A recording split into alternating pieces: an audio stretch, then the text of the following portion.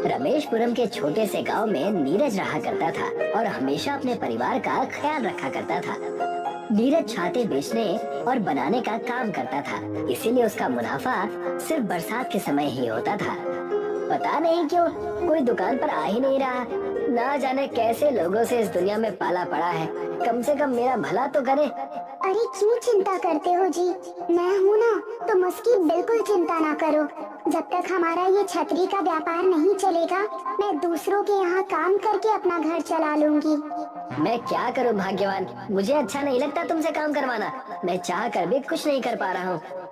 ऐसे ही नीरज अपना घर चलाया करता था, तो कभी दूसरों के यहाँ काम करके रमेशपुरम गांव में कई सारी तकलीफें ऐसी ही होने लगी थी। इस गांव की हालत बहुत खराब होती जा रही है। हमेशा कुछ न कुछ लगा ही रहता है। कल ही अचानक कितनी तेज धूप हो गई। हाँ, और आज सुबह बारिश हो रही थी। इसी खराब मौसम के चलते मेरे बच्चे बीमार हो गए। मैं वैद्य जी का कब से इंतजार कर रही हूँ कि कब वो आएंगे और गांव के लोगों का इलाज करेंगे। गांव वाले बदलते मौसम की वजह से बीमार हो रहे थे। चारों तरफ बारिश की अफरा तफरी थी। तब वहाँ पर वैद्य जी आए और उनसे कहने लगे, इस गांव में जब भी आओ घटनाएं हो चुकी होती हैं। ये सब कुछ उस बुढ़िया के श्राप की वजह से हुआ है। खैर, मुझे इन गांव वालों के आपसी मसलों में नहीं पड़ना, अपना काम करना है। आओ आओ, सब लोग जो भी बीमार है सरपंच के घर आ जाओ। अरे वो देखो, वैद्य जी आ गए। चलो सब सरपंच जी के घर चलते हैं। वैद्य जी को दिखाने के लिए सब सरपंच जी के घर गए, तो वहाँ जाकर उन्होंने देखा कि सरपंच एक बड़ी बीमारी से जूझ रहा था, जिन्हें देख गांव वाले और चिंतित हो गए। मेरी हालत दिन ब दिन और बिगड़ती जा रही है। अगर ऐसा ही रहा तो मेरे प्राणों का कुछ भी हो सकता है। बस आप हिम्मत मत हारिए।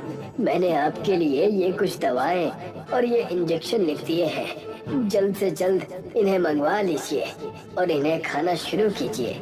आप ठीक हो जाएंगे। तुम मेरे गांव वालों की रक्षा करो। किसी भी बच्चे या बूढ़े को कुछ ना हो।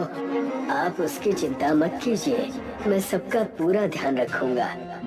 वैद्य जी सरपंच के घर में ही गांव के लोगों की जांच करने लगे। बारिश और तेज होती गई। सारे के सारे गांव में बारिश की वजह से परेशान हो गए। आधा गांव पानी से भर चुका था। सिर्फ नीरज का घर ही ऐसा था जिसके घर में पानी की एक बूंद नहीं गिरी थी। यूँ कहे तो नीरज का घर उस गांव में होते हुए भी वहाँ बारिश की एक बूंद ना गिरी, जिसे देख सब दंग रह गए और नीरज के घर जाकर पूछने लगे, ऐसा भला कैसे हो सकता है? तुम्हारे घर बारिश क्यों नहीं हो रही? कौन सा जादू टोना किया है नीरज भाई? पता नहीं, ना मेरे घर बारिश होती है ना ज्यादा धूप आती है। ये बात मेरे भी पल्ले नहीं पड़ रही। हो ना हो कोई बात तो जरूर है। हाँ हाँ, तुम बड़े भाग्यशाली हो जो तुम्हें ये वरदान मिला है। भाग्यशाली कहाँ हूँ बहन, कितने दिनों से अपने परिवार को 2 वक्त की रोटी नहीं खिला पाया हूँ मैं। पत्नी और मुझे हम दोनों को दूसरे के घरों में काम करना पड़ता है ताकि हमारा घर चल सके। उतने में वहाँ पर वैद्य जी सरपंच के घर से सबका इलाज करके आए और नीरज के घर बारिश ना पाकर कहने लगे, हे भगवान, ये कैसे हो सकता है? तुम इस गांव के करता धरता कैसे हो सकते हो? उस बुढ़िया के श्राप ने तुम्हें इस गांव को बचाने के लिए चुना है। इसका मतलब वो हुनरबाज तुम हो। हे भगवान।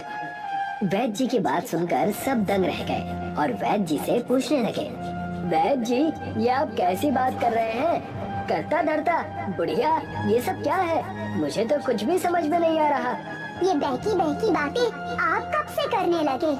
लगता है सच्चाई बताने का सही समय आ गया है। सारे गांव वालों को यहाँ बुला लो और